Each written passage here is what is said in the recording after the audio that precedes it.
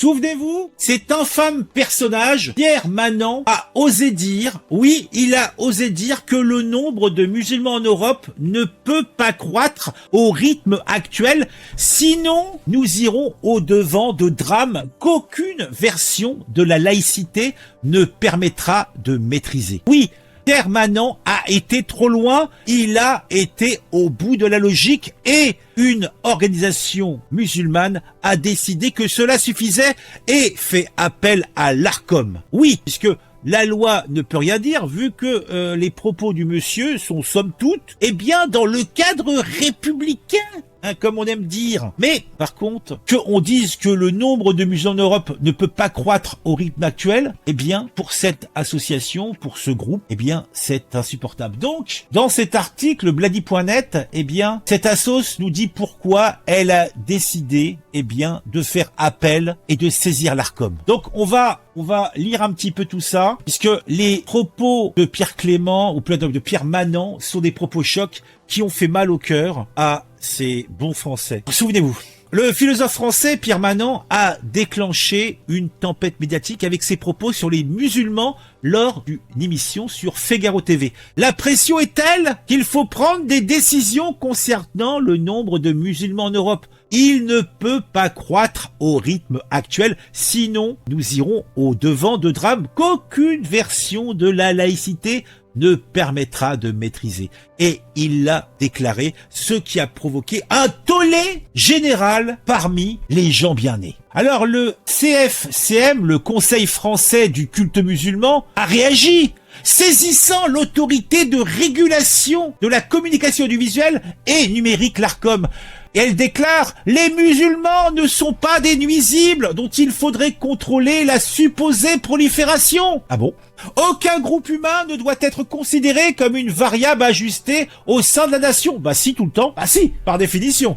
On fait ça tout le temps. En tout cas, c'est ce qu'a martelé le Conseil français du culte musulman. Le CFCM a fait, alors là, on va chercher les vieilles références. Le CFCM a rappelé les leçons de l'histoire, évoquant les discours similaires tenus contre les Juifs par Édouard Drummond et Maurice Barrès. Oh, comment dans le pays des droits de l'homme peut-on en toute impunité appeler à réduire le nombre d'une composante qui fait partie intégrante de la nation? C'est l'interrogation de l'organisation qui souligne les conséquences tragiques d'un tel discours. Mon Dieu, on va rouvrir les camps pour les musulmans. Mon Dieu, c'est horrible. C'est vrai qu'il y a des attentats. En fait, il y a des pogroms de musulmans dans les rues françaises. Mon Dieu, mon cœur se flétrit. Ah non, c'est le contraire. Excusez-moi. Le CFCM, je vous le rappelle, le Conseil français du culte musulman, met également en garde contre la banalisation du racisme et la propagation de discours de haine sur les plateaux de télévision. C'est vrai que peut-être qu'ils sont moins réactifs pour les propos et les discours de haine dans nos banlieues, pour les fifous qui se réclament du culte musulman et qui se font exploser, qui tuent, qui dilapident, qui insultent, qui... Oh, mais cela, on n'en parle pas. Donc, le CFCM met en garde contre la banalisation du racisme et la propagation du discours de haine sur les plateaux de télévision. Le terrorisme responsable de la mort de 51 fidèles musulmans à Christchurch s'est directement inspiré de la théorie du grand remplacement. Oh là là! Le Conseil français du culte musulman a besoin d'aller chercher un attentat qui a eu lieu en Nouvelle-Zélande il y a plusieurs années par un fou qui a décidé... Oui, parce que cette fois-ci, le mec était pas fou, vous voyez. Il a massacré 50 personnes, mais il est bien dans sa tête, le gars.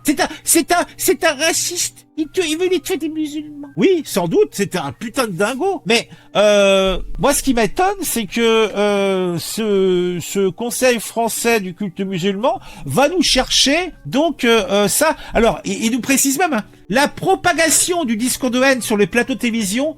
Le terroriste responsable de la mort de 51 fidèles musulmans à Christchurch s'est directement inspiré de la théorie du grand remplacement. Oh. Et c'est ce que nous rappelle l'organisation. C'est leur argument choc. Ils déplorent que des espaces de débat éclairés se transforment en tribunes de propagande complotiste. Oh. Associé Le mot drame à l'ensemble des musulmans révèle une vérité bien plus sombre. Oh, là ils vont nous parler d'islamophobie là. Derrière le prétexte de critiquer une religion, ce sont les individus qui en sont les fidèles qui se trouvent directement visés. Bah oui, par définition. Cette stratégie de dissimulation ne trompe personne, c'est bien la personne et non la foi qui est stigmatisée. Ah bon?